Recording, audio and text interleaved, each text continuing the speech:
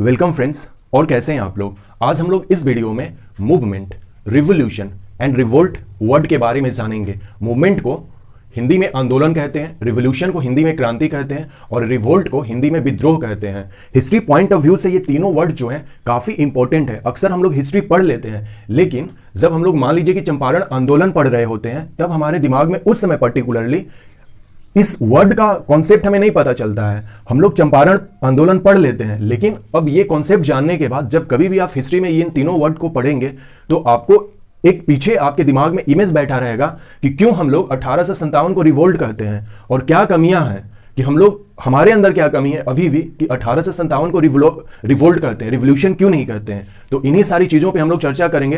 काफी informative video होंगी, तो स्टार्ट करते हैं एक एक करके। मूवमेंट देखिए, मूवमेंट में जो सबसे पहला है वो नेता। यस, इसमें नेता होंगे मूवमेंट में। जैसे कि नॉन कोऑपरेशन मूवमेंट जब हुआ था, मैंने उदाहरण भी रख दिए हैं तो ये समझाने में काफी आसान होगा मुझे।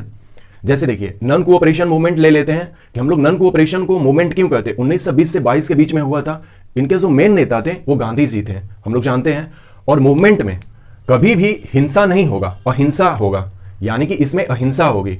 और गांधी जी का मेन मकसद क्या था, उनका कॉन्सेप्ट क्या था, अहिंसा पर बेस्ड था। और कोई भी मूवमेंट करने से पहले हम सरकार को बता देते हैं, यानी कि सरकार को पता होती है। जैसे कि अभी हमारा किसान आंदोलन हुआ या किसान मूवमेंट हुआ, सरकार को पहले से बताया गया था कि नहीं, हम देखिए आंदोलन कर रहे हैं। क्यों कर रहे हैं? क्योंकि आपने जो हमें दिए हैं रूल या रेगुलेशन जो भी दिए हैं, हम उसका अपोज कर रहे हैं, हमारे लिए वो नहीं है, इसलिए हम लोग आंदोलन कर रहे हैं। इसमें क्या होता है, आंदोलन में जनरली दोनों लोग जो हैं, आंदोलन करने वाले और आंदोलन जिनके प्रति किया जा रहा, उन दोनों को इस बात की नॉलेज रहती है कि नहीं, किस टॉपिक पर आंदोलन किया जा रहा है। तो ये कॉन्सेप्ट था आंदोलन का। आंदोलन में नेता होते हैं, ये अहिंसक होते हैं, यानी कि इसमें हिंसा नहीं होती है, लड़ाई झगड़े की बात नहीं आती है। मूवमेंट में सरकार को ये पता रहता है बात। जैसे कि हमारे पास नॉन कोऑपरेशन मूवमेंट था, हमारा सीडीएम था, civil disobedient movement, quit India को भी हम लोग भारत छोड़ो आंदोलन कहते हैं, क्विट इंडिया मूवमेंट। तो ये सारी चीजें जो है वो आंदोलन में आएंगी। अब देखते हैं रिवोल्यूशन।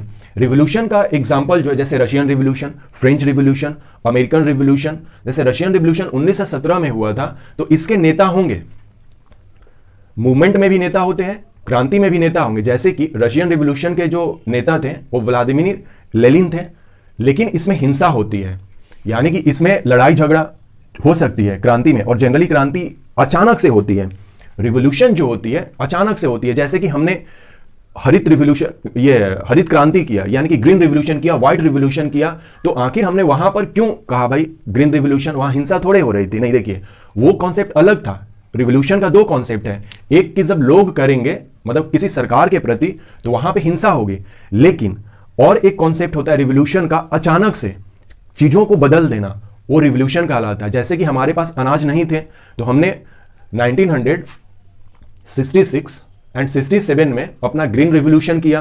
तो अचानक से हमने क्या किया कि गेहूं और धान की पैदावार बढ़ा दी, तो उसे भी हम लोग रिवोल्यूशन कहेंगे। तो रिवोल्यूशन में दो चीजें आ रही हैं कि रिवोल्यूशन में जब किसी सरकार के प्रति कोई करेगा रिवोल्यूशन तो उसमें हिंसा की संभावना है, और रिवोल्यूशन का मतलब अचानक से किसी चीज को कर देना होता है। तो यहां पर रिवोल्यूशन का कॉन्सेप्ट रहा।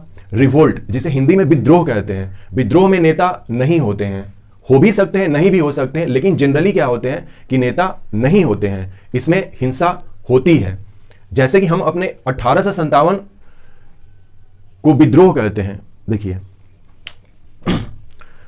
जो हमारा 200 साल का इतिहास है वो अंग्रेजों के लिखे हुए चीजों पर है। अंग्रेज लोग अपने आप को यहाँ के आका समझ लिए थे कि नहीं, उन्हीं की सरकार है, उन्हें ही सब कुछ आती है, तो हम लोग जो कुछ भी करते थे उनको विद्रोह लगता था, और हिस्ट्री वही लोग लिखते थे। तो 1857 को उन्होंने रिवोल्ट कर दिया कि देखो तुम हमारे प्रति विद्रोह कर रहे हो, क्रांति नहीं कर रहे हो, हमारे प्रति विद्रोह कर रहे हो। जबकि ये, और अभी तक, इवन अभी तक 2022 तक हमने इस चीज को सुधारा नहीं।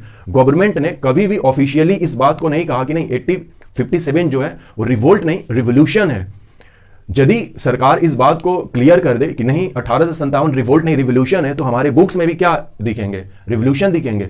आप इमेजिन करके देखिए, क्या 1857 का रिवोल्ट था, हमने विद्रोह किया था? नहीं किया था, हमने क्रांति किया था। तो 1857 को रिवोल्यूशन कहना हमें उचित होगा। इसी तरह से मैक्सिमम जो हिस्ट्री में वर्ड है अभी हम लोग गलत यूज करते हैं, उनमें से एक है 1857 का रिवोल्ट लिखना हमारे लिए।